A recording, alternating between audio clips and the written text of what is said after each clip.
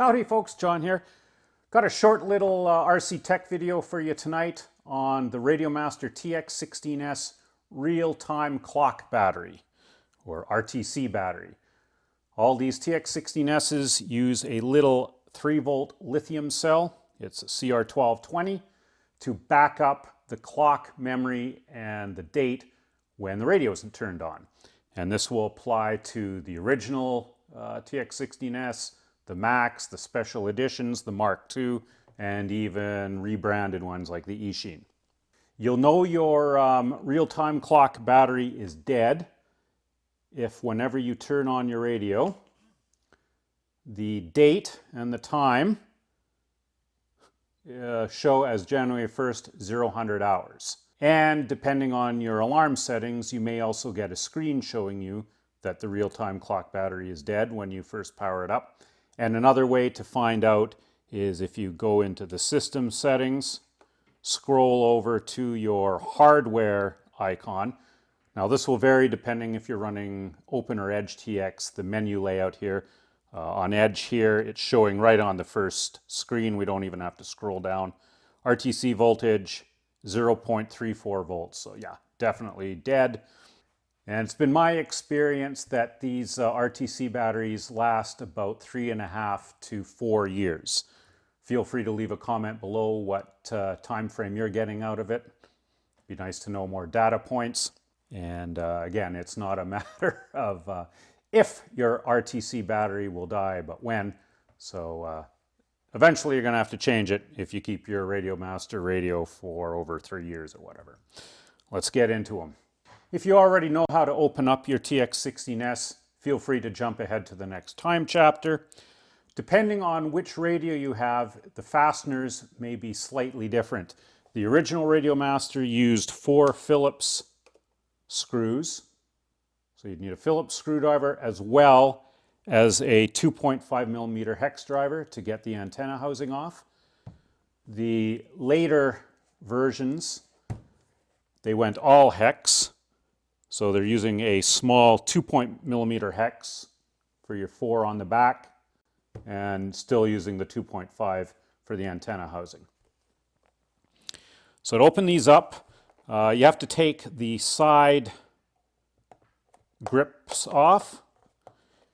You don't have to pull them right out. You just need the back off, but I like pulling them right out. It's your call. If you've got a module in the JR bay here, pull it out because these pins are going to be sliding back through. And of course, we're going to need to take our battery out. And we'll quickly remove the 4 2.mm hexes or Phillips, depending on which radio you have. And the top again is 2.5mm. And then just kind of pull that off so you can get the back off, and then just grab the back handle and gently pull back. Don't pull it really quick because you've got a speaker back here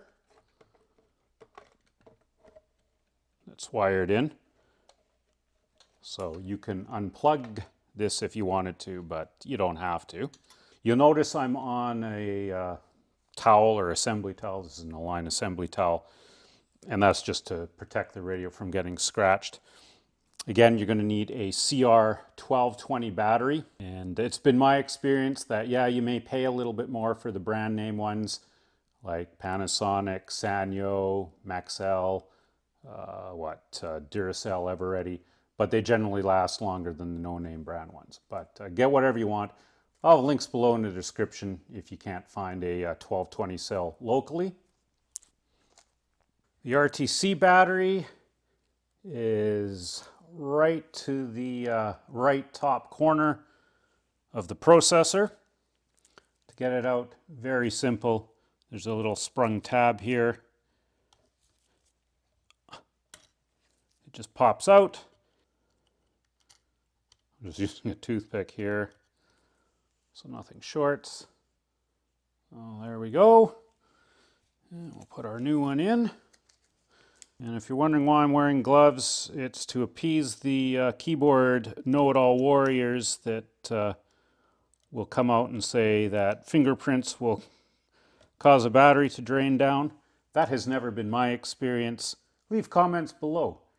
Button cells, when you change them, do you find your fingerprints will cause a larger parasitic drain that kills the battery quicker? Hasn't been my experience, but hey, play it safe if you want to. While you're back here, this is a great time to inspect the radio. The things I like looking for are the two gimbal wires on the horizontal axes because they will move. So I just want to make sure they are not touching anything. There's no wire chafing on them. These are soft, high flex silicone wires, so they're good for many cycles, but they're not touching on anything. We've got lots of lube on the friction bands there still. Everything's butter smooth. Everything looks good. Antenna glue, nothing's loose. But have a once over while you're back in here. Now, putting it back together is just the reverse order pretty much. Make sure you line those pins up when you slide this back over.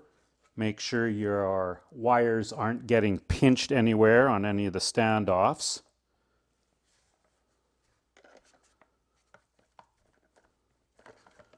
But it should just fit back together quite nicely. And refitting the screws. Most people know this trick again, but when you're putting a threaded screw into plastic, go backwards, turn counterclockwise. You'll actually feel and hear the screw sink into the threads. There we go. And you know then when you thread it in, it's not going to cross thread. So we'll get these 4 screws back in plus the top ones on the antenna housing there. I find fitting the side grips is easiest if you get these back tabs in first. And then once they're in, you can slide the little Lego dimples in on the front.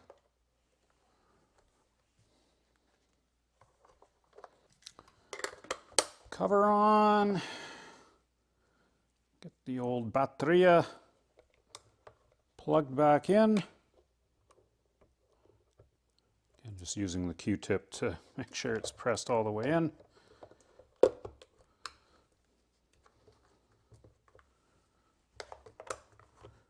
Okay, let's see if the real-time clock is working now. Of course, it's still going to be all kinds of problems here. Okay, so we're still at January 1st, of course, because we have to set the date and time. But let's just go in and make sure. There we're at 3.25 volts, so we know that the RTC battery is good. And we'll just, of course, set our date and time as required. 25, whatever. You know how to do that, I'm sure. So yeah, that's it. Very simple replacement. If your RadioMaster is getting 3 years old or onwards, wouldn't be a bad idea to pick up a 1220 battery or two to have one on hand. And actually, I'm just kind of curious how accurate that RTC voltage reading was. What was it? 0.34 volts?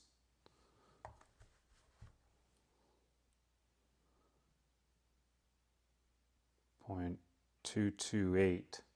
So yeah, it's dead, right?